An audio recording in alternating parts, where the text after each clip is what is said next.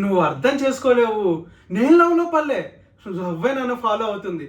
అంటే first time నేను మిమ్మల్ని చూసినప్పుడు నా మైండ్ బ్లాక్ అయింది. అంటే ఎగ్జామ్లో క్వశ్చన్ పేపర్ చూసినట్టు కాదు, నెట్ఫ్లిక్స్ ఓపెన్ చేస్తే వాంట్ టు వాచ్ అని కన్ఫ్యూజ్ చేసినట్టు.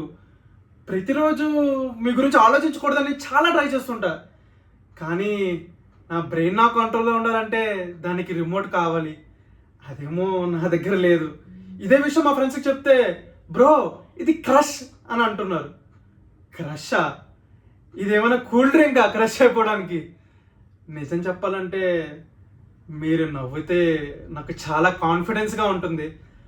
అదే మీరు నన్ను ఇగ్నోర్ చేస్తే నా లైఫ్ అప్పటి నుంచే బఫర్ అవుతుంది. ఫైనల్గా నేను మీకు ఒక మాట చెప్పాలి.